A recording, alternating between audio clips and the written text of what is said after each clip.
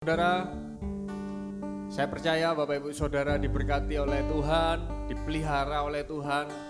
Kita boleh beribadah kembali hari ini. Kita mau berikan hati kita, hidup kita, pujian kita, penyembahan kita, pengagungan kita kepada Tuhan. Amin. Saya percaya ketika ada pujian penyembahan dinaikkan dalam rumah tangga kita, dalam keluarga kita, dalam usaha kita, dalam pekerjaan kita, ada pemulihan, ada mujizat terjadi Bapak Ibu Saudara. Tapi yang terutama bukan masalah mujizatnya, tetapi kehadiran dan pengenalan Tuhan akan hidup kita. Amin. Mari kita berikan hati kita naikkan syukur kita kepada Tuhan pagi ini. Terima kasih Tuhan, terima kasih Bapa. Hati kami limpah dengan syukur, hati kami limpah dengan pujian kepadamu, hati kami limpah dengan sukacita karena kami boleh beribadah kembali Tuhan hari ini Tuhan. Tuhan, Roh Kudus, bawa kami dalam menyembah Engkau, bawa kami menikmati hadirat-Mu Tuhan. Kuasai kami dengan Roh-Mu Tuhan. Penuhi hidup kami Tuhan. Penuhi hidup kami. Kami mau kosongkan hidup kami Tuhan. Kami mau letakkan beban kami. Kami mau letakkan pergumulan kami. Kami mau tanggalkan semuanya. Kami mau datang kepadamu Tuhan dengan hati yang haus dan lapar akan Engkau. Rindu bertemu dengan Engkau Tuhan. Kekasih hati, pujaan hati kami Tuhan. Penuhi kami Tuhan. Penuhi kami Tuhan. Penuhi kami Tuhan, penuhi kami Tuhan. Beri kekuatan yang baru, beri sukacita yang baru Tuhan hari ini Tuhan. Terima kasih Tuhan, terima kasih Bapa. Terima kasih Tuhan, terima kasih Bapa. Terima kasih. Mari naikkan syukur kita Bapak Ibu Saudara. Mari naikkan pujian kita Bapak Ibu Saudara. Terima kasih Tuhan, Engkau baik. Bahwasanya untuk selama-lamanya kasih setiamu Tuhan. Pertolongan kami datangnya daripadamu Tuhan. Pemeliharaan dalam hidup kami hanya daripadamu Tuhan. Satu hal yang ku rindu,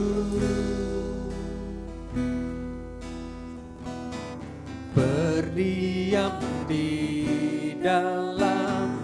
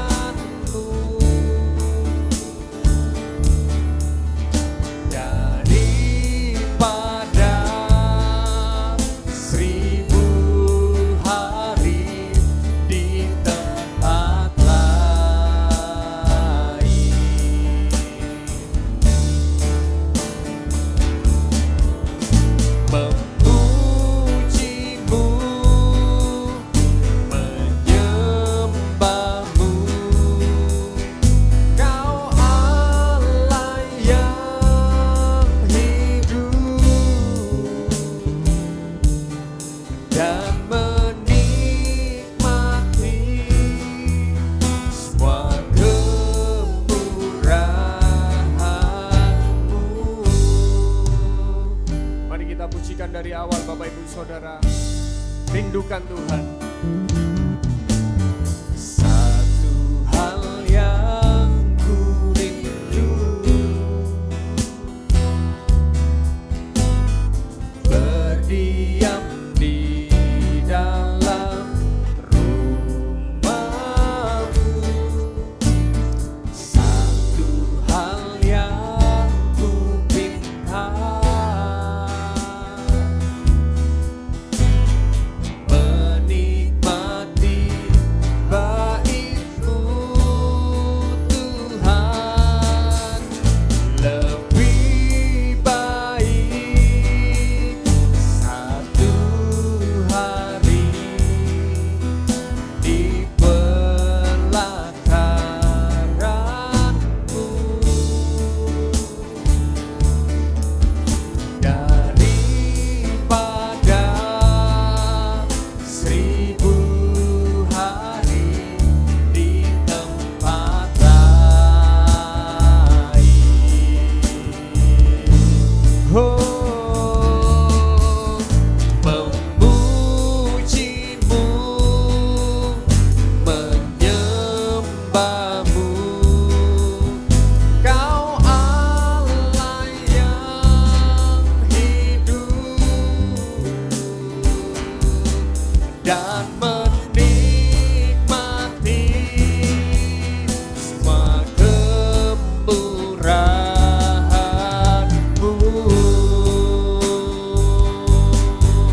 Oh,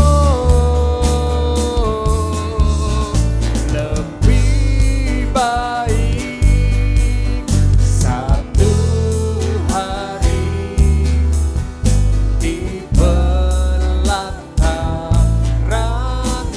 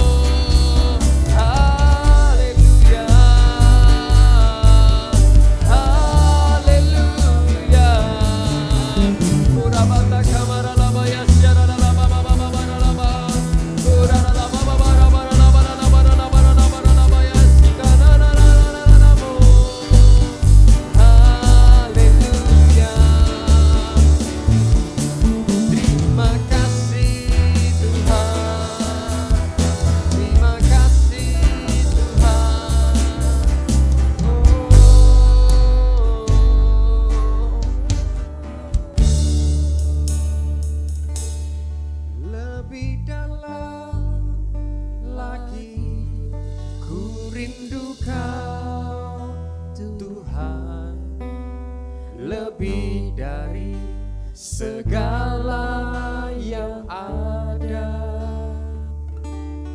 lebih dalam lagi ku cinta Kau Yesus, ku mengasihi. Mari keluar dari hati saudara, katakan lebih dalam lagi ku rindu Kau Tuhan, lebih dari segala yang ada. Kami rindu Kau Tuhan. Lebih dalam lagi ku cinta Kau Yesus, ku mengasihimu.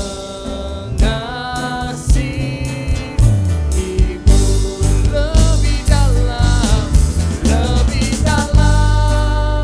lagi ku rindu Kau Tuhan, lebih dari segala yang ada,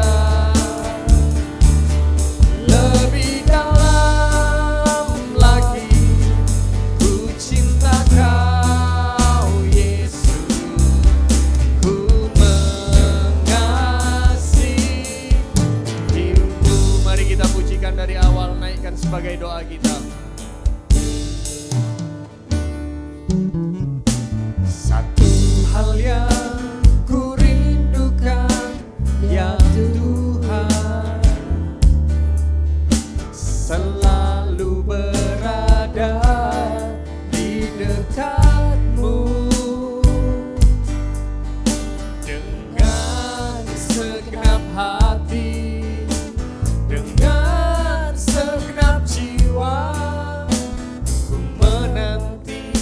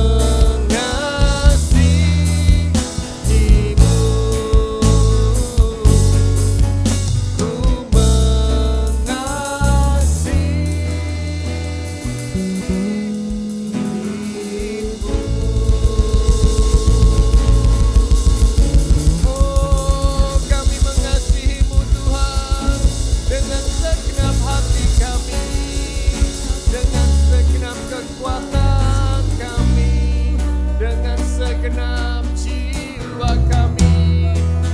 Tuhan, kami mau memikirkan hal-hal yang di atas Tuhan. Kami mau memikirkan perkara surgawi Tuhan. Kami mau memikirkan perkara-perkara kebenaran firman-Mu Tuhan. Oh rabata kamarabaya siketebene kamarabara.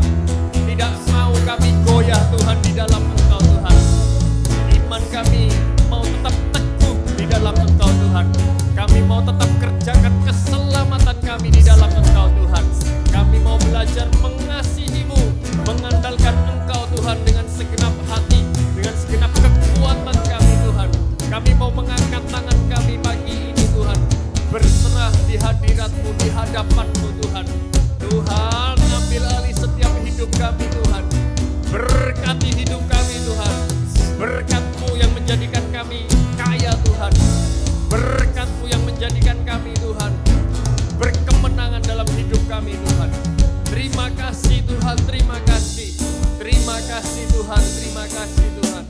Terima kasih Tuhan, terima kasih Tuhan. Terima kasih Tuhan, terima kasih Tuhan. Terima kasih Tuhan, terima kasih Tuhan. Terima kasih. Tuhan, urapi hamba-Mu yang akan menyampaikan firman-Mu. Biar firman yang disampaikan keluar dari isi hati-Mu Tuhan. Jadi benih yang ajaib dalam hidup kami, bertumbuh, berbuah lebat, dan hidup kami jadi berkat buat banyak orang, dan hidup kami berkenan di hadapan-Mu Tuhan. Terima kasih Tuhan, berkati Tuhan, di dalam nama Yesus kami mengucap syukur dan berdoa. Haleluya, amin. Shalom saudara, hari ini kita akan belajar beberapa firman Tuhan. Hari ini saya mau membagikan sedikit, saya mau sharing sedikit soal Daud saudara. Nah, hari ini firman diambil dari 1 Tawarik pasal yang ke-13, mulai ayat yang pertama sampai dengan ayat yang ke-14. Hari ini kita akan belajar sedikit soal Daud dan juga tabut Tuhan.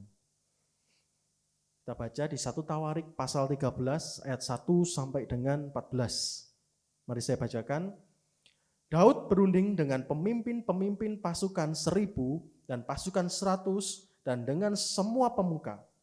Berkatalah Daud kepada seluruh jemaah Israel, jika kamu anggap baik dan jika diperkenankan Tuhan Allah kita, baiklah kita menyuruh orang kepada saudara-saudara kita yang masih tinggal di daerah-daerah orang Israel, dan di samping itu kepada para imam dan orang-orang Lewi yang ada di kota-kota yang dikelilingi tanah penggembalaan mereka, supaya mereka berkumpul kepada kita.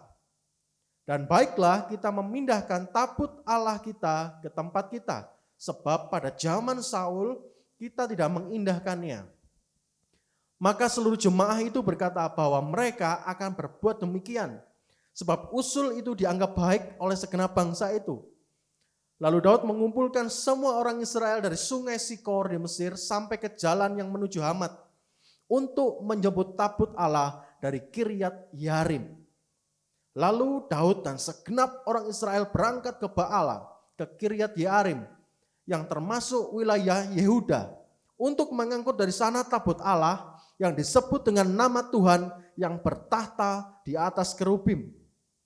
Mereka menaikkan tabut Allah itu ke dalam kereta yang baru dari rumah Abinadab, sedang Usa dan Ahyo mengantarkan kereta itu.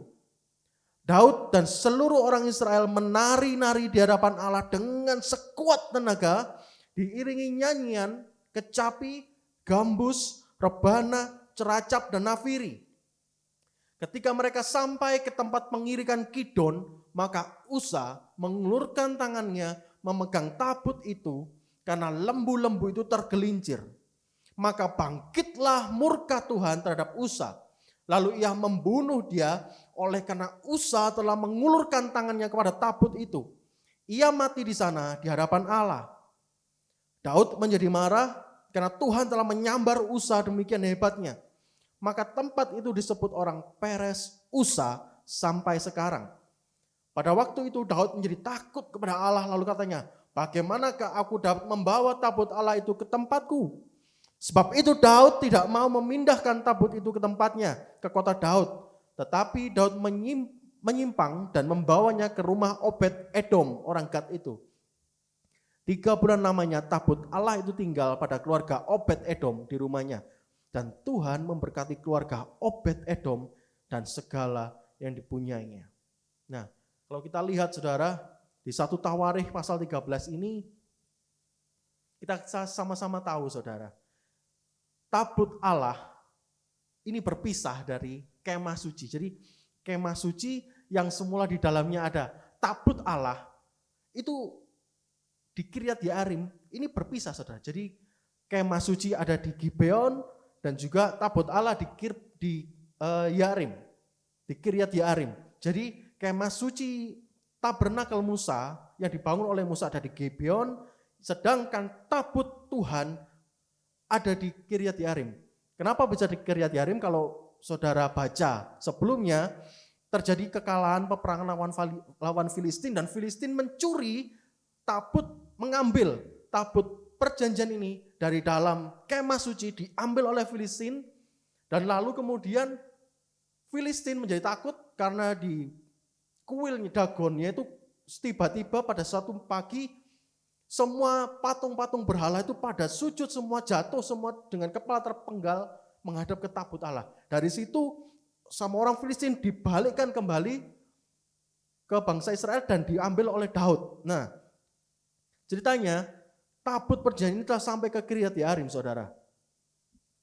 Dan di Kiryat Yearim ini, Raja Daud itu teringat akan ada tabut perjanjian. Karena selama masa hidup Saul, tabut ini tidak pernah diindahkan. Jadi kalau kita lihat agak maju sedikit di 2 Tawarikh itu diceritakan di Gibeon, di kemah pertemuan Allah, itu ada para hakim, para Lewi yang bertugas setiap hari untuk mempersembahkan korban bakaran di atas sana. Karena itu disebut Gibeon adalah bukit pengorbanan, saudara. Karena di situ tempat kemah suci yang dibangun oleh Musa, yang dibawa oleh Yosua di tanah perjanjian, ditaruh di bukit Gibeon di situ, dan di situ para Lewi, imam-imam dan para hakim-hakim ada di situ untuk mempersembahkan korban bakaran. Nah, sedangkan tabut perjanjian ini ada di Kiryat Yearim, saudara. Hari ini kita belajar sedikit dari Daud dan juga tabut nih, saudara. Kita lihat langsung di ayat yang ke-6. Lalu Daud dan segenap orang Israel berangkat ke Baala, ke Kiryat Yearim, yang termasuk wilayah Yehuda, untuk mengangkut dari sana tabut Allah yang disebut dengan nama Tuhan yang bertahta di atas kerubim. Ayat ke-7, mereka menaikkan tabut Allah itu ke dalam kereta yang baru, brand new, sangat baru dibuat. Itu dari kayu yang terbaik, dilapisi oleh emas, saudara. Dari rumah Abinadab, sedang Usa dan Ahio mengantarkan kereta itu. Nah, jadi Daud bermaksud untuk mengambil tabut suci, mau dibawa ke kota Daud atau Bukit Sion. Nah, caranya adalah membangun kereta yang baru, saudara. Kereta baru yang ditarik oleh sapi, saudara. Ditarik lembu, saudara. Maaf, ditarik oleh lembu-lembu. Nah, kereta ini dibuat baru sengaja oleh Daud, dibuat sangat baru untuk ngangkut tabut Allah ini. Dinaikkan ke kereta ini, saudara. Setelah itu ayat 8 dikatakan, Daud dan seluruh orang Israel menari-nari di hadapan Allah dengan sekuat tenaga, diiringi nyanyian, kecapi, gambus, rebana, ceracap, dan nafiri. Nah, salah satu ciri khas Raja Daud, kalau nyembah Tuhan, kalau dia menghormati Tuhan, itu totalitas. Dikatakan ini, Daud dan seluruh orang Israel menari-nari di hadapan Allah dengan sekuat tenaga. Jadi dengan sekuat tenaga itu, dengan semua passion yang dia dimiliki, sama kekuatannya dia nari-nari, mungkin sampai berkeringat, saudara, sampai yang namanya keringat itu bercucuran, terus dia menari dengan sekuat tenaga, memutar-putar di depan tabut perjanjian dengan sambil diiringi nyanyian, praise and worship, ada kecapi di situ, ada gambus, ada rebana, terus ada nafir yang ditiupkan. Sungguh satu pemandangan, kalau kita lihat saudara di ayat 8 ini, ada satu praise and worship kalau sekarang saudara, di hadapan Tuhan. Jadi di depan tabut itu Daud dan segenap para pemain musik dan seluruh bangsa yang seluruh orang-orang yang ikuti Daud, semua menari dengan sekuat tenaga. Dikatakan Daud dan seluruh orang Israel menari-nari di hadapan Allah dengan sekuat tenaga. Mereka menari bahagia, mereka menari menghormati Tuhan dengan segenap hati mereka. Dengan sekuat tenaga, saudara. Jadi Daud ini kalau sekarang tipe-tipe karismatik, saudara. Ya kalau tipe yang lain kan tidak menari, ada yang tidak tepuk tangan. Tapi Daud ini dengan sekuat tenaga, dia melompat, menari, sampai diiringi oleh nyanyian, kecapi, gambus, seracap, dan nafir. Itu kalau digambarkan, saudara, itu meriah sekali, saudara. Di hadapan Tuhan mereka sekuat tenaga. Mereka bermain musik juga dengan sekuat tenaga. Di ayat 9, saudara, kita akan lihat. Ketika mereka sampai ke tempat pengirikan Gideon, maka Usa mengulurkan tangannya memegang tabut itu. Karena lembu-lembu itu tergelincir, maka bangkitlah murka Tuhan terhadap Usa.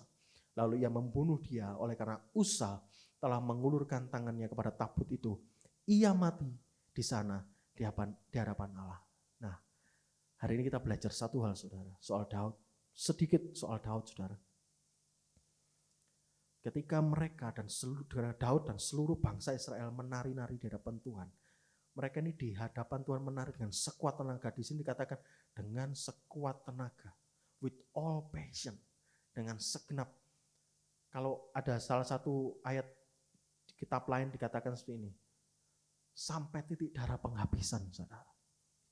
Jadi mereka dengan sangat-sangat semangat itu menari di hadapan tabut Allah ini. Jadi sambil berjalan, sambil tabut Allah ini berjalan, Daud dan seluruh bangsa Israel nyanyi-nyanyi, nari di depannya sambil mengiringi, saudara, tabut ini. Tapi ada hal yang terjadi, saudara. Ketika lembu-lembu itu hampir tergelincir, Usa ini bermaksud baik, saudara. Memegang tabut ini agar tidak terjatuh. Namun apa yang terjadi? Di ayat 10 dikatakan, maka bangkitlah murka Tuhan terhadap Usa. Lalu ia membunuh dia oleh karena Usa telah mengulurkan tangannya pada tabut itu. Ia mati di sana di hadapan Allah. Aneh, saudara, ya. Padahal kalau kita lihat Daud dengan segenap tenaga, pasti kalau kita tahu Daud ini sejarahnya orang yang berkenan di hadapan Allah. Orang yang sangat ngerti hati Tuhan. Orang yang sangat dekat Tuhan, sukanya nyembah. Pasti Tuhan disenangkan. Kalau kita ingat bahkan lewat pujian penyembahan Daud, ketika Daud nyembah, iblis pun takut lari. Ketika Saul kemasukan roh jahat, Daud main dengan kecapinya, iblis lari meninggalkan Saul. Di situ kita tahu bahwa Daud ini punya power di dalam pujian penyembahan. Kita tahu bahwa Daud ini berkenan di hadapan Tuhan, pujian penyembahannya naik di hadapan Tuhan. Tapi hari itu ketika Daud menari dengan sekuat tenaga, ketika praise and worship dinaikkan, ketika musik dinaikkan, ketika mereka menari-nari menghormati Tuhan sepanjang jalan. Hari itu ada satu hal, saudara, yang terjadi. Usa mati disambar oleh Tuhan. Mati, saudara. Sungguh sangat aneh. Kalau waktu kemarin saya berpikir, aneh banget. Padahal Daud dikatakan dengan segenap tenaga mengiringi perjalanan dari tabut ini. Tapi ada hal yang terjadi. Usa mengulurkan tangannya sehingga mati disambar oleh Tuhan. Kita bisa belajar dari ayat ini, saudara. Kalau di ayat 8, Daud dan seluruh orang Israel menari-nari di hadapan Allah. Kita belajar dari sini. Ini sama seperti gereja-gereja karismatik pada umumnya. Kita semua yang suka pujian penyembahan, ketika di gereja kita menari, kita angkat tangan, kita tepuk tangan, kita memuji, menyembah Tuhan. Kita suka dengan yang namanya pujian penyembahan, kita menyembah Tuhan, kita nyanyi dengan kuat, kita nyanyi dengan suara keras. Tapi ada satu hal yang dilupakan oleh Daud, saudara. Mulai awal Daud sudah salah menghormati Tuhan. Mulai awal Daud sudah salah memperlakukan Tuhan. Mulai awal yang firman, yang hukum tidak diindahkan oleh Daud. Mulai awal Daud lupa abai akan firman Tuhan. Kalau kita baca sejarah dari pembuatan tabut perjanjian, saudara. Tabut perjanjian harus diangkat dengan gandar dan diangkat oleh imam Lewi. Tidak boleh diangkat oleh kereta, tidak boleh diangkat oleh orang yang bukan termasuk Lewi, tidak boleh diangkat oleh imam. Nah, tapi hari itu Daud menaikkan tabut perjanjian itu ke dalam kereta, ke atas kereta yang baru. Ini baru padahal, saudara. Keretanya baru, dari kayu yang terbaik dan dilapisi oleh emas. Baik, saudara, bagus. Seorang Raja Daud itu raja, saya bisa bilang, Daud itu orangnya detail, saudara. Dia memikirkan panjang. Dia itu kalau bikin sesuatu itu pasti bagus, saudara. Nah, tapi hari itu, sebagus-bagusnya bikinan Daud, Allah tetap tidak berkenan sebetulnya, saudara. Dari awal, Daud sudah salah. Daud lupa abai akan hukum dan firman Tuhan. Hasilnya Usa mati. Hari ini saya mau bilang, saudara, saya tidak panjang sharing hari ini. Hari ini saya mau bilang, saudara, boleh kita ketika datang di hadapan Tuhan dengan gembira, boleh kita datang di hadapan Tuhan dengan rasa syukur yang baik. Kita nari-nari, kita angkat tangan, kita tepuk tangan.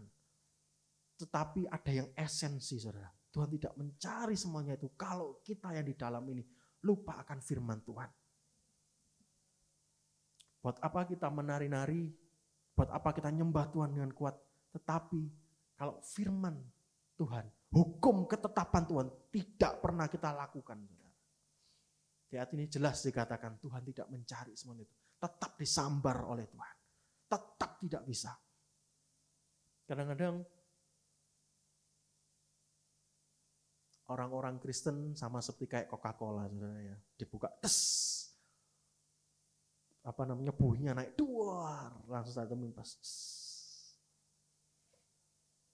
Kenapa? Mereka cuma menampilkan yang di luar, saudara. Sebetulnya di dalam firman Tuhan yang roh dan kebenaran tidak pernah mengakar kuat. Sehingga Tuhan itu tidak bisa untuk bekerja dengan ajaib. Kadang-kadang kita berpikir dengan memuji, menyembah. Tetapi yang firman, yang roh tidak pernah kita lakukan. Kita pikir kita sudah nyembah, menghormati Tuhan. Tetapi lewat pasal ini kita belajar, saudara. Saya juga sama belajar. Yang roh, ketika nyembah, ketika roh, tetap harus dipadu-padankan dengan firman, saudara. Tidak bisa kita ngeroh, kita nyembah dalam roh. Ini kan Daud itu mengizinkan yang roh bebas, saudara. Kalau beda dengan yang zaman dulu, zaman waktu Musa, saudara.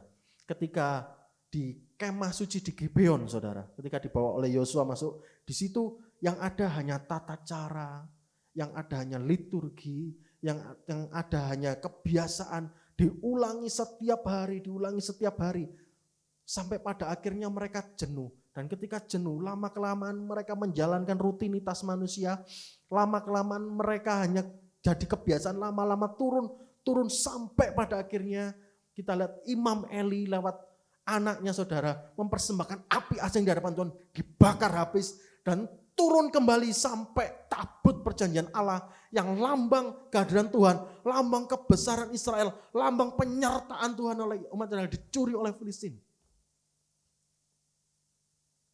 Karena tidak mengizinkan yang roh untuk bergerak. Nah, yang di Daud, saudara, dari segi Daud bagus di hadapan Tuhan. Tetapi hari itu Daud melupakan hukum Tuhan. Hari itu Daud lewat Usa, saudara. Usa ini menyentuh yang tidak kudus. Dia tuh menyentuh, saudara. Dia ini tidak layak sebetulnya untuk menyentuh tabut perjanjian. Tapi hari itu Usa memberanikan diri karena melihat motor gelincir dipegang, sambar habis. Gak boleh, saudara. Itu firman Tuhan, ketetapan Tuhan. Kalau tidak dilakukan, firman, kalau tidak dilakukan, tidak berkenan di hadapan Tuhan, saudara. Kita akan seperti tong kosong nyari bunyinya, saudara. Saya ingat dulu waktu kuliah, ketika mahasiswa baru, saudara, saya mahasiswa baru, saya kenal Tuhan, ada KKR di situ. Hari itu saya dilawat Tuhan habis, saya tuh dilawat Tuhan, saya ketemu dengan kasih Tuhan hari itu. Nah, setelah saya KKR 1 minggu, 2 minggu, saudara, saya berapi-api, saya baca firman. Nah, setelah beberapa 1 semester saya lakukan, setelah itu tiba waktunya libur panjang. Teman-teman, para ketua ketua Kristen yang di kampus semua pada pulang kampung, tinggal kami yang ada di Malang sendirian. Tidak ada kegiatan. Dan akhirnya apa yang terjadi, saudara? Api Tuhan turun, saudara. Yang awalnya karena kita sering komunikasi, sering doa, sering nyembah Tuhan, baca Alkitab, terus ada yang mengingatkan baca Alkitab. Terus kita lakukan firman Tuhan. Tapi ketika 1 semester, saudara, dan semua pulang, saudara, saya merasakan, saudara, betapa iblis itu memang menunggu saat-saat yang tepat, saudara, untuk bisa ngambil balik jiwa yang dulu dari iblis, saudara. Ketika tidak ada firman dalam hidup kita, selesai baca firman, terus gak dilanjut lagi. Saya yang awalnya baca 1 ayat, satu hari 5 pasal, akhirnya turun 1 pasal. Karena libur, saudara, pengen main terus. Akhirnya yang dari baca firman, tidak baca firman. Akhirnya kembali ke manusia lama lagi. Dan di situ bikin dosa lagi, saudara. Kenapa? Nyentuh yang najis. Yang bukan bagian kita disentuh. Dan tidak pernah kita menghormati Tuhan. Lewat apa? Kehidupan kita sehari-hari. Sama dengan Daud, saudara. Ketika Daud dan seluruh orang Israel menari-nari di hadapan Allah dengan kuat. Dan dinaikkan tabut itu di brand new. Dalam kereta yang baru, grace, saudara. Tapi Tuhan tetap sambar usaha. Hari ini kita mau belajar, saudara. Bagaimana Tuhan itu bekerja lewat roh dan kebenaran. Kalau kita baca di Yohanes, saudara, di situ ada percakapan Yesus dengan perempuan Samaria sedang ngambil air. Di situ Tuhan katakan akan tiba saatnya orang-orang akan menyembah. Dan sekarang Bapa lagi mencari penyembah-penyembah yang menyembah dalam roh dan kebenaran. In spirit and every righteousness and truth. Dalam setiap kebenaran firman Tuhan. Dan ketika firman Tuhan ini dilakukan, saudara, itu menjadi rema dalam hidup kita. Kita lakukan yang di dalam ini, saudara, bangkit, saudara. Boleh kita jadi orang Kristen, boleh kita datang ke gereja, boleh kita nyembah Tuhan dengan angkat tangan, tepuk tangan, tetapi jangan lupa, tidak menyelamatkan, saudara. Yang menyelamatkan adalah apa? Ketika kita angkat tangan dengan sekuat tenaga di hadapan Tuhan. Kita menari sekuat tenaga di hadapan Tuhan. Terus kita menyanyi di hadapan Tuhan dengan segenap tenaga, loncat-loncat. Tetapi di samping itu kita melakukan firman Tuhan setiap hari. Kita tidak lupa dengan ketetapan-ketetapan Tuhan. Kita jaga setiap hukum-hukum Tuhan dalam hidup kita. Itu yang membuat hidup kita berkenan. Kalau kita baca di pasal selanjutnya, di situ Daud bertanya, kenapa? Harus bagaimanakah aku mengangkat tabut ini sampai kota Daud? Di situ di pasal 15 kalau kita baca, saudara. Di ayat 13 itu Daud bilang seperti ini. Sebab oleh karena pada pertama kali kamu tidak hadir ini para Lewi, saudara. Maka Tuhan Allah kita telah menyambar di tengah-tengah kita. Sebab kita tidak meminta petunjuknya seperti seharusnya. Nah, di sini Daud mengatakan di ayat selanjutnya, jadi para imam dan orang-orang Lewi menguduskan dirinya untuk mengangkut tabut Tuhan Allah Israel. Kemudian Bani Lewi mengangkat tabut Allah itu dengan gandar pengusung di atas bahu mereka. Seperti yang diperintahkan Musa sesuai dengan firman Tuhan. Nah, ini Daud sudah bertobat. Daud tidak hanya membuka yang roh. Daud tidak hanya mengizinkan roh bekerja sebebas-bebasnya, tetapi Daud juga memperhatikan hukum dan firman serta ketetapan Tuhan. Ini yang menyelamatkan Daud dan seluruh bangsa Israel. Saya mau bilang siang hari ini, pagi hari ini, pada hari ini saudara, ketika kita nyembah Tuhan, kita datang di hadapan Tuhan, kita sembah Tuhan, ikut Tuhan, jangan melupakan yang namanya firman Tuhan. Kita lakukan dengan sekuat tenaga. Kita hormati Tuhan dengan cara apa saudara? Melakukan firman-Nya. Kita perlakukan Tuhan dengan sebenar-benarnya. Kita nyembah dengan benar. Kita ikut mengiring Tuhan dengan benar. Saya percaya saudara, perjalanan kita akan disertai dengan ajaib oleh Tuhan. Kalau kita baca saudara, ketika Daud menyatukan firman dan juga yang roh, anaknya Saul saudara, mengintip Daud dan merendahkan Daud.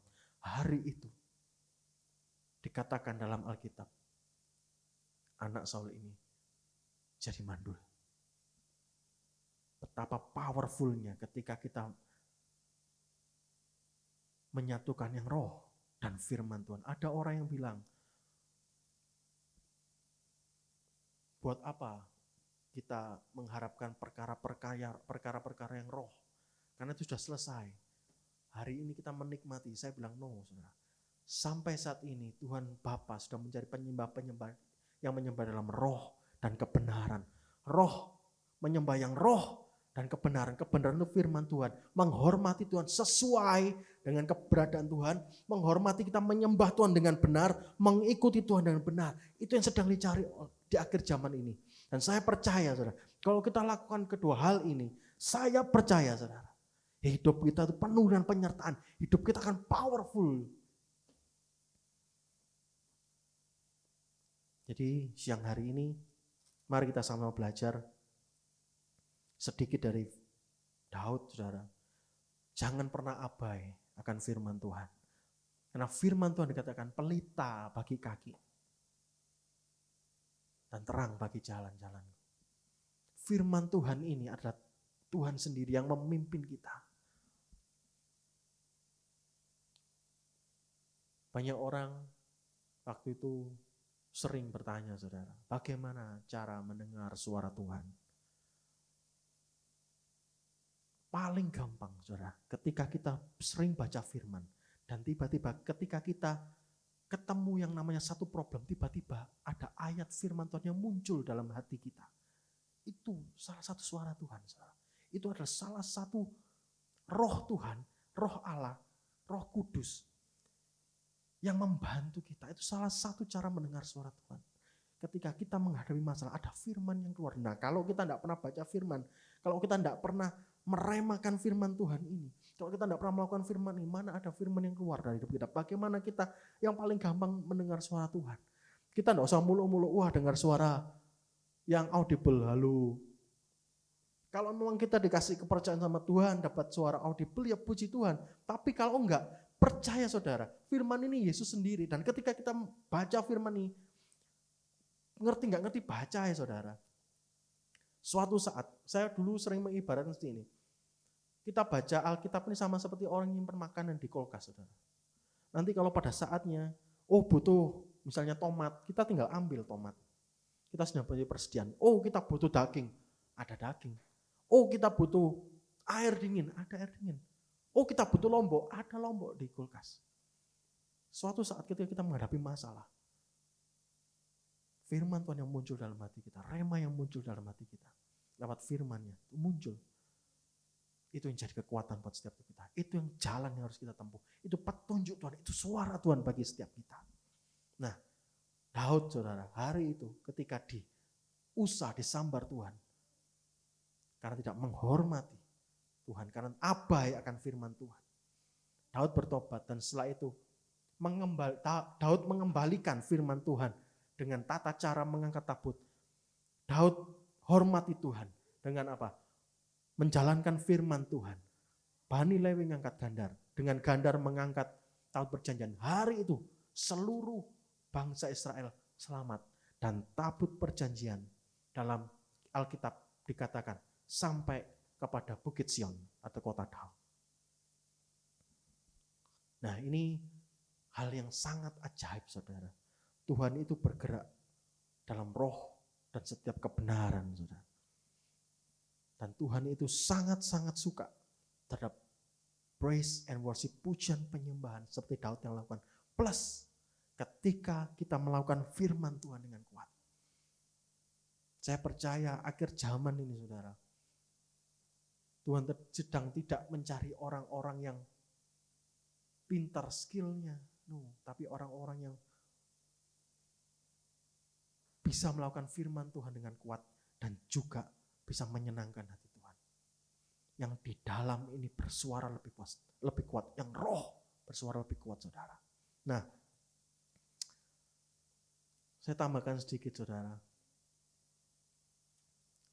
Kalau kita lihat cerita dari Daud ini,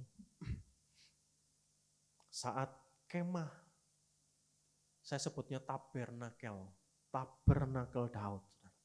Ketika tabernakel, kemah suci yang dibikin Daud, itu berbeda dengan kemah suci yang dibikin oleh Musa. Kalau kemah suci yang dibikin Musa ada 3 bagian, pelataran, ruang kudus, dan ruang maha kudus. Tabut perjanjian ini ada di ruang maha kudus. Nah, sedangkan pengorbanan ada di depan, saudara. Nah, setelah itu baru imam boleh masuk. Tetapi ketika Daud naruh tabut perjanjian ini dalam kemahnya Daud sendiri, di belakang rumahnya Daud, saudara, itu cuma kemah dibentangkan, ceret. Orang buka kemah, ceret, buka langsung ketemu namanya tabut Tuhan. Langsung ketemu dengan lambang kehadiran Tuhan. Dan di situ Daud sering nyembah Tuhan, Daud sering berbicara. Karena dari awal Tuhan sudah bilang seperti ini, aku akan berbicara lewat tengah-tengah sayap kerubim. Jadi Daud dan Musa pun melakukan hal sama, saudara. Nyembah di depan tabut ini, dan Tuhan berbicara lewat situ, saudara. Tapi perbedaannya seperti ini, saudara. Kemah Musa itu ada hadirat Tuhan yang begitu kuat, ada hadirat yang termanifestasi. Yaitu apa? Tiang dan api. Tiang awan dan tiang api. Kalau siang akan dipimpin oleh tiang awan, kalau malam bangsa Israel akan dipimpin oleh tiang api. Di situ semua orang melihat, bahkan bangsa-bangsa sekitarnya Israel itu sudah keder dengan nama Israel, karena mereka tahu, melihat sendiri dengan mata, ada Tuhan Allah yang menyertai bangsa Israel lewat tiang awan dan tiang api. Tapi zaman kemahnya Daud nggak ada. Tidak ada yang namanya hadirat Tuhan yang termanifestasi. Memang Tuhan berbicara yang akan dipulihkan di akhir zaman ini adalah kemah Daud, lambang keintiman. Karena apa? Sudah dipangkas, saudara, tidak usah masuk ruang pelataran maha kudus dan ruang maha kudus, tapi langsung ketemu sama Tuhan. Lewat apa? Karya penebusan Yesus Kristus. Tapi yang saya mau bilang hari ini, saudara, saya menyoroti ini, manifestasi kuasa Tuhan. Hari itu kemah Daud tidak bisa terjadi apa-apa, saudara. Hanya Daud pribadi yang ketemu sama Tuhan. Tetapi orang lain tidak melihat manifestasi kuasa Tuhan. Nah, kalau kita baca, saudara, di 2 Tawarik, saudara, ya. Di situ mulai 2 Tawarik yang pertama, di situ setelah Salomo naik jadi raja, Salomo ini pergi ke bukit pengorbanan yang di Gibeon. Di situ masih ada tabernakel Musa, di situ masih ada kemahnya Musa, tapi sudah tidak ada tabutnya karena tabutnya sudah ada di kerajaan ayahnya di Bukit Sion. Nah, Salomo ini tetap di sana, melakukan pengorbanan di sana, memberikan pengorbanan di sana, memotong kambing domba di sana, sedangkan untuk nyembah Tuhannya ada di tabernakelnya Daud. Nah, yang di Bukit Sion. Kalau kita baca di 2 Tawarik selanjutnya, terutama di 2 Tawarik 5, saudara. Di situ Salomo membangun bait suci, yang dikatakan bait suci Salomo. Karena Salomo, pada zaman Salomo yang membuat, jarak antara kemah suci yang dibikin Daud dengan bait suci Salomo itu cuma beberapa meter, saudara. Nah, bedanya, saudara, kalau kita baca di 2 Tawarik 5, pasal yang kelima, mulai ayat yang 13 sampai 14. Saya bacakan saudara. Lalu para peniup nafiri dan para penyanyi itu serentak memperdengarkan paduan suaranya untuk menyanyikan puji-pujian dan syukur kepada Tuhan. Mereka menyaringkan suara dengan nafiri, ceracap, dan alat-alat musik sambil memuji Tuhan dengan ucapan, sebab ia baik, bahwasanya untuk selama-lamanya kasih setianya. Pada ketika itu rumah itu, yakni rumah Tuhan, dipenuhi awan. Sehingga imam-imam itu tidak tahan berdiri untuk menyelenggarakan kebaktian oleh karena awan itu. Sebab kemuliaan Tuhan memenuhi rumah Allah. Kalau kita baca di ayat 13 dan 14, kembali. Awan kemuliaan yang dulu ada di kemah Musa, hadir kembali di kemah Salomo. Hadirat Tuhan yang begitu kuat, hadir kembali di kemah Salomo, di bait suci yang dibangun oleh Salomo. Ketika saya baca, saya renungkan, kok beda Tuhan.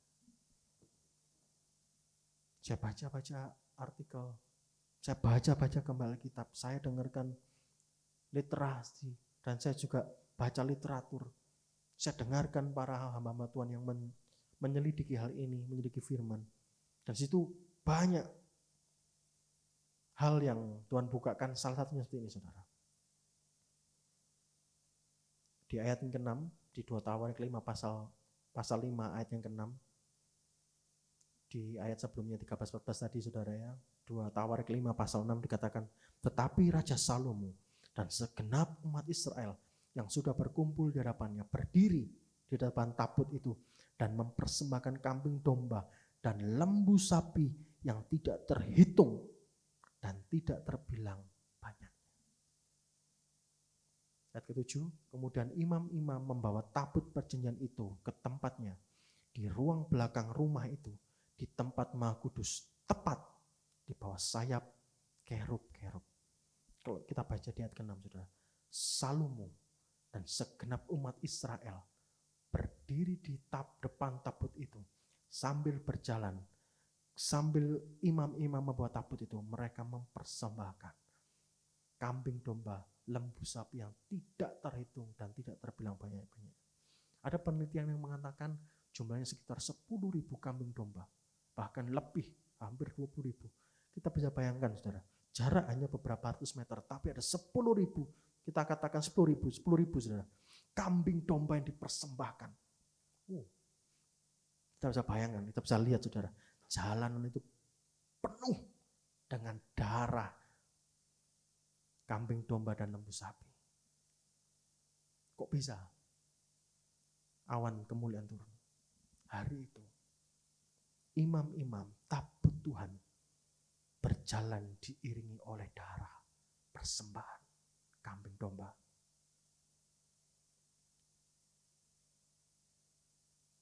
Saya bilang seperti ini saudara, yang roh dan firman sudah baik, tetapi ketika hadirat Tuhan, kalau kita mau hadirat Tuhan dengan kuat tinggal dalam hidup kita, terus terpancar keluar, sehingga banyak orang akan melihat Yesus dalam hidup kita, sehingga kita jadi berkat banyak orang. Mau tidak mau harus ada pengorbanan dalam hidup kita. Sangkal diri, pikul salib, bayar harga. Jadi hadirat Tuhan dalam hidup kita itu bisa kita temukan. Kalau yang namanya satu ada roh dan kebenaran lewat firman Tuhan. Yang ketiga adalah apa? Bayar harga, sangkal diri, pikul salib. Saya tidak tahu Tuhan menyuruh bayar harga setiap Anda bagaimana, tapi kalau gereja di tempat ini ada satu, Bapak Gembala mengatakan ada satu minim standar, yaitu doa selama 1 jam setiap hari dan minimal puasa 1 minggu 2 kali, saudara. Nah, ini bayar harga bagi setiap orang yang melakukan di gereja ini. Saya tidak tahu bagaimana Anda disuruh oleh Tuhan bayar harga, setiap orang tentunya berbeda. Mungkin ada yang baca Alkitab, waduh aku kok gak iso baca Alkitab. gak suka baca, tapi harus baca firman sehingga kita tahu firman Tuhan. Itu bayar harga, saudara. Tiap hari kita beranikan diri, kita paksa diri kita untuk baca Alkitab, ngerti gak ngerti baca, saudara. Walaupun pertama mungkin cuma bisa 1 pasal, baca, saudara. Nanti besok ditambah lagi, mungkin beberapa ayat setengah pasal, baca lagi. Paksa daging untuk tunduk di bawah hadirat Tuhan, untuk tunduk di hadapan Tuhan. Karena kalau sampai daging ini yang mendominasi, saudara, habis kita, saudara. Hidup kita tidak akan dipimpin oleh roh, tapi hidup kita akan dipimpin oleh keinginan-keinginan daging. Nah, hal ini terakhir nih, saudara. Hal yang terakhir ini, saudara, bayar harga. Itu yang membuat hadirat Tuhan ini terpancar keluar, saudara. Hadirat Tuhan turun, memenuhi awan. Awan itu memenuhi rumah Tuhan, sehingga apa? Imam-imam itu tidak tahan berdiri untuk menyelenggarakan kebaktian. Oleh karena awan, semua dilawat habis.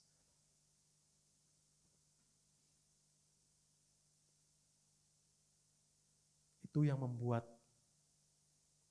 salah satu ayat di 2 Tawarik ini, saudara. Arti kata worship pada zaman Salomo itu artinya stairway to heaven, tangga menuju surga. Karena apa? Di situ ada keintiman, di situ ada firman Tuhan, ketetapan hukum Tuhan yang dijaga, dan di situ ada apa? Pengorbanan, bayar harga. Sehingga kalau ketiga itu dilakukan, worship kita tuh nyentuh surga, sampai ke surga, berkenan di hadapan Allah.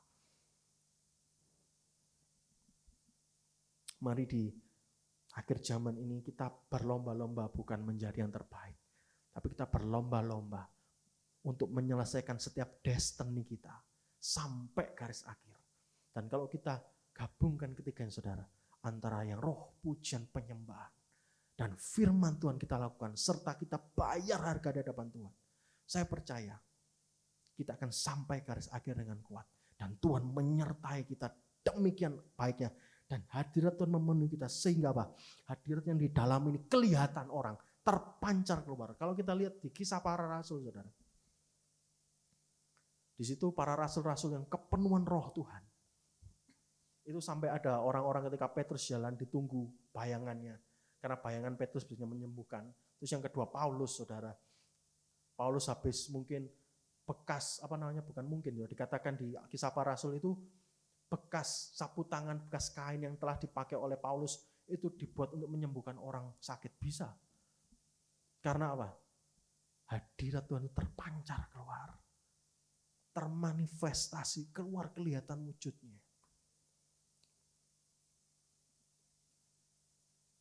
Nah, akhir zaman ini, saudara, kalau tanpa Tuhan, tanpa firman yang memenuhi setiap kita, mustahil kita bisa bertahan. Kita pasti akan disibukkan, kita pasti akan ada khawatir, kita pasti akan takut. Karena keadaan semakin tidak mengenakkan, banyak berita-berita di luar sana yang membuat kita semakin takut. Tapi ketika kita penuh dengan roh, ketika kita melakukan firman Tuhan, firman-Nya ada dalam diri kita, terrema dalam hidup kita, dan kita bayar harga di hadapan Tuhan, mencari Tuhan dengan segenap hati. Saya percaya yang khawatir dan yang takut yang bukan berasal dari Tuhan itu akan terhempas dari setiap hidup kita. Sehingga kita tidak akan takut lagi. Dan kita punya pengharapan yang teguh di hadapan Tuhan. Salah satu cara untuk kita bisa bayar harga dengan kuat dan gila-gilaan di hadapan Tuhan, salah satunya itu adalah apa? Kasih mula-mula. Itu salah satu yang harus kita minta setiap hari ke Tuhan. Tuhan, minta cinta mula-mula.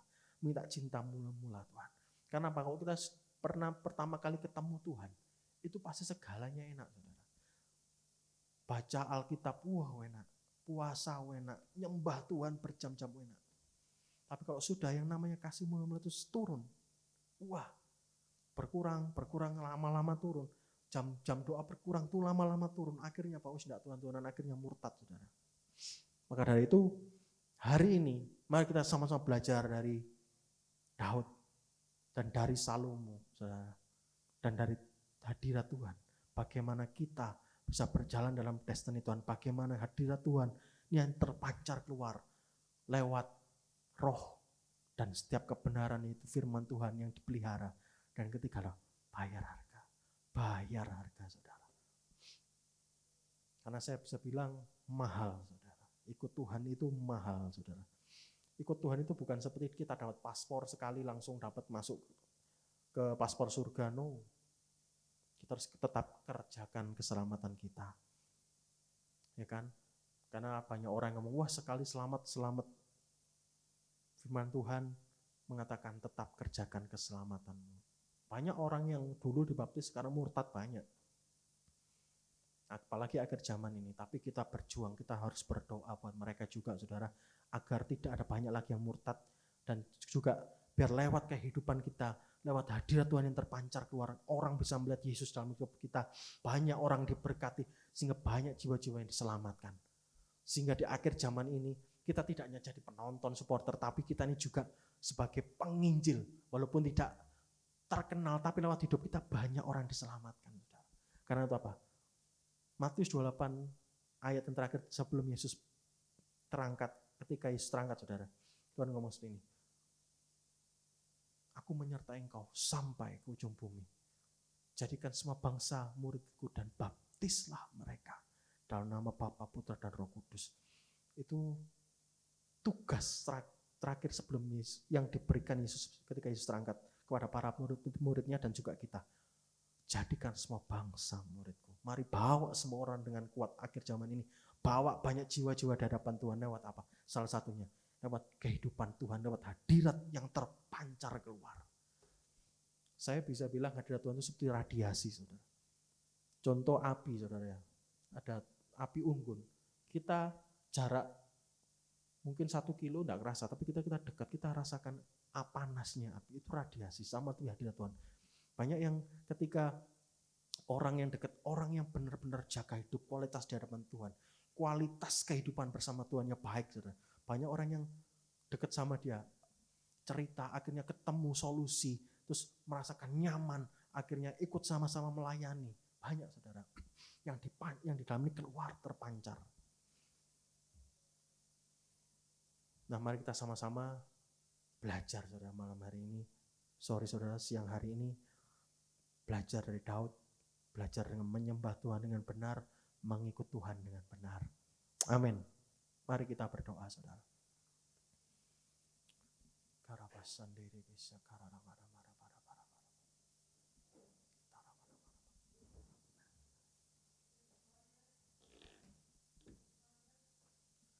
Shikarabatakara.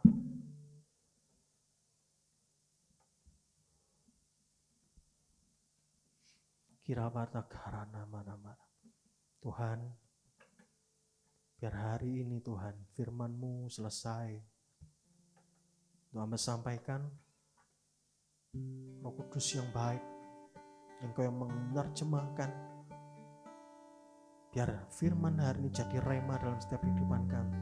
Tuhan, ampuni kami kalau kami masih bolong-bolong dalam melakukan firman-Mu. Kami seringkali tidak mengindahkan, menghormati firman-Mu Tuhan. Ampuni setiap kami Tuhan. Mari bawa kami, mampukan kami mulai hari ini Tuhan. Berjalanlah di depan kami Tuhan. Biar tabut-Mu berjalan di depan kami mengikuti, kami mengiringi tabut-Mu. Dengan penyembahan, dengan roh. Dan setiap firman yang kami bawa. Dan kami lakukan bayar harga Tuhan di hadapan-Mu. Sehingga kami bisa menyelesaikan setiap destiny kami, tujuan kami, blueprint kami yang Kau buat. Dengan kuat. Dan kami berkenan di hadapan-Mu Bapa. Mampukan kami Tuhan. Sungguh kami enggak mampu. Sungguh kami enggak bisa Tuhan. Hanya kekuatan yang daripada-Mu. Izinkan kami menyenangkan hati-Mu Tuhan. Izinkan kami mencintai-Mu Bapa. Izinkan kami datang di hadirat-Mu dengan segenap hati kami. Dengan apa adanya di hadapan-Mu Tuhan. Kami bawa hidup kami di hadapan-Mu. Kami bawa seluruh penyembahan kami di hadapan-Mu. Dan kami bawa yang terbaik di hadapan-Mu.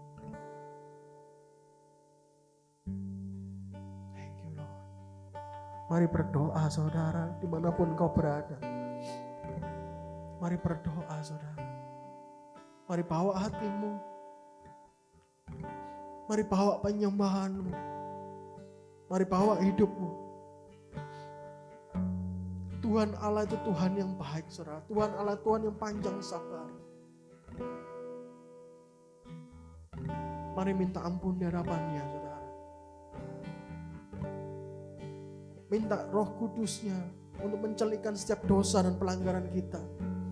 Dan kalau ketika Roh Kudus sudah mengingatkan setiap dosa kita, segera minta ampun di hadapan Tuhan. Dan kalau Tuhan mengingatkan sesuatu untuk dilakukan, kerjakan saudara. Walaupun itu sangat mengganggu daging setiap kita, walaupun itu mengganggu setiap pikiran kita, kalau Tuhan sudah suruh ingatkan dalam hati kita, lakukan saudara. Mungkin itu mengampuni, mungkin itu jam-jam bermain kita dikurangi, diganti oleh untuk jam baca Alkitab, untuk jam-jam berdoa. Lakukan saudara, itu yang terbaik. Itu yang terbaik dari Tuhan saudara. Menyenangkanmu, senangkanmu, hanya itu kerinduanku. Menyenangkanmu, senangkan hatimu, hanya itu kerinduanku. Menyenangkanmu, senangkanmu, hanya itu kerinduanku. Menyenangkanmu, senangkan hatimu, hanya itu kerinduanku. Mari bawa penyembahan di hadapan Tuhan. Menyenangkanmu, senangkanmu, hanya itu kerinduanku. Oh, menyenangkanmu, senangkan hatimu, hanya itu kerinduanku. Menyenangkanmu, menyenangkanmu, senangkanmu, hanya itu kerinduanku. Menyenangkanmu, senangkan hatimu, hanya itu kerinduanku. Menyenangkanmu, senangkanmu, hanya itu kerinduanku. Menyenangkanmu, senangkan hatimu, hanya itu kerindu. Sekali lagi saudara, menyenangkanmu, senangkanmu, hanya itu kerinduanku. Menyenangkanmu, senangkan hatimu, hanya itu kerinduanku. Hanya itu kerinduanku. Hanya itu kerinduanku.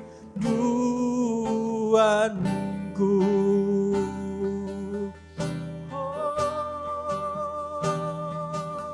menyenangkanmu Tuhan, menyenangkanmu Bapa, menyembah Engkau Tuhan, Bapa menyenangkan hatimu.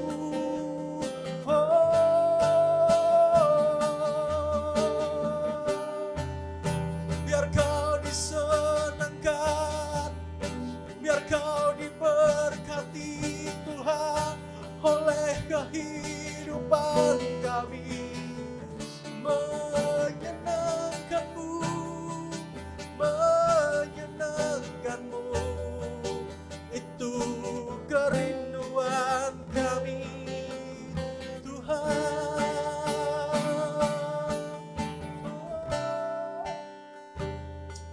Haleluya, haleluya, haleluya.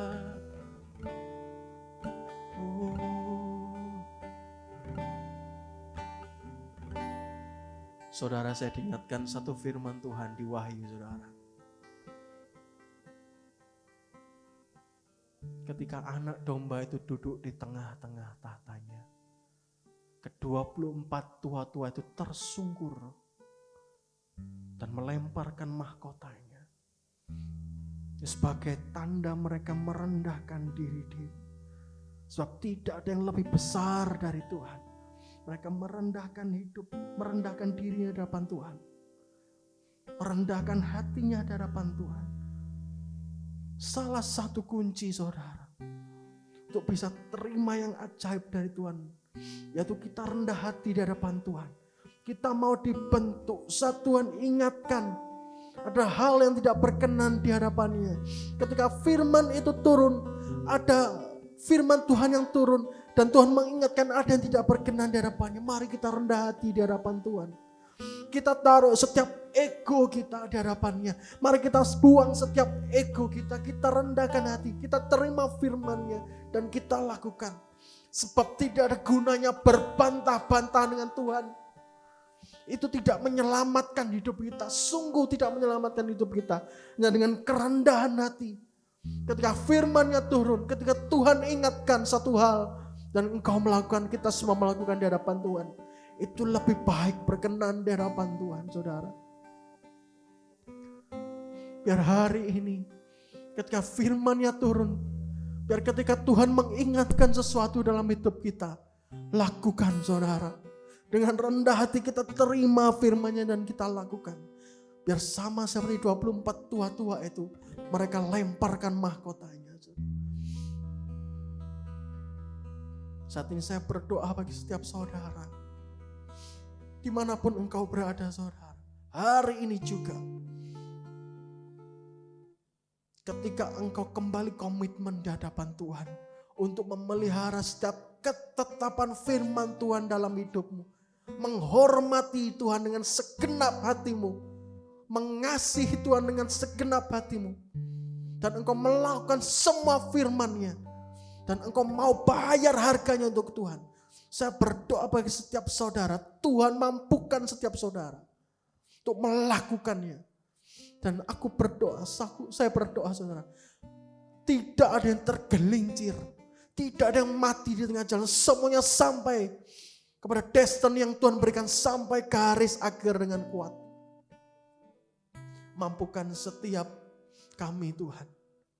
Sebab tanpa Engkau kami tidak mampu. Terima kasih, Tuhan. Hamba angkat tangan, hamba berdoa bagi setiap para jemaat, bagi setiap para jemaat JKI Kemah Pertemuan, serta setiap orang yang mendengarkan. Hari ini aku berdoa bagi setiap Anda, dimanapun engkau berada, Tuhan menyertaimu, saudara. Aku berdoa penyertaan Tuhan ada buat setiap hidup Anda. Ketika Anda melakukan segala sesuatu sesuai dengan firman Tuhan, dan ketika menjaga ketetapan Tuhan dalam hidupmu, Tuhan yang bikin engkau berhasil, saudara. Dijagai dari setiap penyakit corona dalam nama Yesus. Aku berdoa, Tuhan. Berdoa, Tuhan, bagi setiap jemaat. Engkau ubah hidup mereka, ubah pikiran mereka, Tuhan. Sehingga sungguh yang daripadamu masuk dengan gampang, engkau bawa terus naik dan tidak pernah jadi turun. Di dalam nama Yesus. Yang sakit sembuh dalam nama Yesus. Dan aku berdoa pintu-pintu terbuka bagi setiap mereka yang menantikan Engkau dengan setia dalam nama Yesus. Kami serahkan mereka ke dalam tangan-Mu Tuhan. Biar Engkau yang memelihara mereka, menyertai mereka. Di dalam nama Yesus. Aku coba berdoa mengucap syukur. Haleluya. Amin. Oke, pengumuman saudara, gereja ini JKI Kemah Pertemuan yang beralamat yang di bawah ini saudara, setiap hari membuka pintu bagi setiap Anda, para jemaat, baik jemaat maupun bukan jemaat, siapapun yang membutuhkan makan, bisa datang ke tempat ini dengan lauk yang seadanya. Yang penting ada nasi dan lauk saudara. Dengan seadanya bisa datang, bagi Anda yang membutuhkan makan bisa datang setiap hari di alamat gereja yang ada di bawah ini saudara. Nah, kita tidak membatasi bagi siapapun yang mau datang saudara, baik jemaat mau bukan, siapapun yang membutuhkan datang makan di tempat ini. Itu aja pengumumannya. Mari kita angkat tangan kita akan mengakhiri ibadah hari ini. Tuhan, aku berdoa Tuhan. Kami sepakat berdoa bagi kota Malang Tuhan. Kiranya Tuhan yang menyertai kota ini di dalam nama Yesus. Tuhan yang menyembuhkan kota ini. Kami sepakat berdoa Malang Raya sembuh dalam nama Yesus. Sembuh dalam nama Yesus, jadi kota dengan zona hijau. Aku berdoa setiap roh kematian di balik corona kami sepakat patahkan, hancurkan di dalam nama Yesus. Kami berdoa ada kehidupan yang turun bagi kota ini. Shalom Tuhan turun buat Malang Raya dan sekitarnya. Engkau juga Tuhan menjamah pimpinan dari kota ini. Sehingga sungguh setiap keputusan, setiap kebijakan yang dibuat, Engkau yang turut campur tangan Tuhan. Di dalam nama Yesus, setiap rencana-rencana kubu-kubu iblis yang dibangun bagi kota ini, aku patahkan, kami sepakat patah, hancurkan di dalam nama Yesus. Dan kami percaya roh Tuhan tinggal atas kota ini. Kami berkati kota ini Tuhan. Dan kami berkati juga bangsa ini Tuhan. Berkati Indonesia Tuhan. Kami percaya kalau sekarang Indonesia sedang nomor 1 corona. Kami percaya saat ini juga kami berdoa demi nama Yesus. Indonesia jadi nomor 1 yang sehat di Asia Tenggara. Di dalam nama Yesus jadi bangsa yang sembuh. Engkau jamah mulai ujung barat sampai ujung timur. Ujung utara sampai ujung selatan. Pintu utara, pintu selatan, pintu timur, pintu barat. Semua masuk di dalam nama Yesus. Kesembuhan masuk, kesembuhan turun bagi Indonesia. Shalom Tuhan turun bagi Indonesia. Semuanya sembuh dari corona dan kematian atas corona aku patahkan dalam nama Yesus. Dan aku berdoa Tuhan bagi orang-orang Tuhan yang menantikan Engkau, berharap pada Engkau Tuhan Yesus. Engkau akan luputkan dari setiap resesi Tuhan. Dan Engkau akan membedakan bagi setiap anak-anak-Mu di Indonesia yang mengharapkan bantuan daripadamu, yang menjaga hidupnya di hadapan-Mu. Engkau bedakan Tuhan di dalam nama Yesus. Dan kami percaya tetap ada kehidupan yang memancar keluar Tuhan. Terima kasih jamaah Pak Jokowi Tuhan. Jamaah juga wakilnya Tuhan Yesus, Pak Ma'ruf Amin, dan segenap menteri dan di bawahnya menteri-menteri, sampai kepala daerah, Engkau jamah Tuhan. Engkau sertai Tuhan. Dalam nama Yesus, Engkau sertai. Hamba mintakan, kami semua sepakat mintakan Tuhan, mari Tuhan lindungi presiden kami Tuhan. Di dalam nama Yesus, kami berdoa tidak ada strategi iblis yang sanggup bertahan atas Indonesia. Di dalam nama Yesus, kami hancurkan, patahkan setiap strategi-strategi yang dibikin iblis di dalam nama Yesus. Dan kami percaya Tuhan, bangsa ini Engkau selamatkan. Dan lewat Pak Jokowi Tuhan, kebijakan-kebijakannya Tuhan, Engkau yang turut campur tangan Tuhan. Di dalam nama Yesus, iklim semuanya Tuhan, semuanya jadi baik. Iklim jadi kondusif semua. Baik iklim pekerjaan maupun iklim pelayan, semua segi kehidupan, semua kembali normal di dalam nama Yesus. Kami berdoa Kau jamah juga orang-orang di pelosok-pelosok Tuhan. Jamah Tuhan. Mari Kau kirim Tuhan para penginjil-penginjil, para misionaris yang takut akan Engkau, yang membagikan hidup firman-Mu Tuhan Yesus bagi semua orang. Mari Engkau kirim Tuhan, Engkau jamah mereka Tuhan Yesus. Jamah gereja-gereja Tuhan yang sedang membutuhkan bantuan. Mari Tuhan Engkau jawab dari surga-Mu Tuhan. Engkau berikan firman-Mu, biar firman-Mu turun buat mereka dan Engkau jamah mereka. Bantu mereka Tuhan, apapun yang mereka butuhkan, tolong Tuhan, bantu mereka Bapa. Terima kasih Tuhan Yesus, terima kasih Bapa. Mari angkat kedua belah tangan-Mu, pulanglah dengan damai sejahtera yang melampaui akal pikiran yang turun dari sorga. Diberkati ketika Engkau keluar dan diberkati ketika Engkau masuk. Diberkatilah seluruh keluargamu dan diberkatilah setiap apa yang engkau lakukan ketika takut akan Tuhan ada di pihakmu dan ketika takut akan Tuhan engkau kerjakan. Tuhan yang menjadikan semua apa yang engkau lakukan berhasil dan apa yang engkau sentuh jadi emas. Dan aku berdoa berkat-berkat dari bangsa-bangsa fasik, berkat-berkat orang fasik diberkati, diberikan Tuhan lewat engkau di dalam nama Yesus. Jadi saluran berkat bagi banyak orang. Jadi jawaban bagi banyak orang. Dan terimalah berkat ini.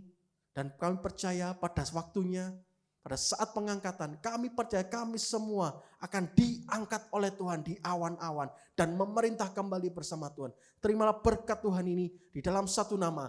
Tuhan Yesus Kristus. Kami sudah berdoa dan mengucap syukur. Haleluya. Amin.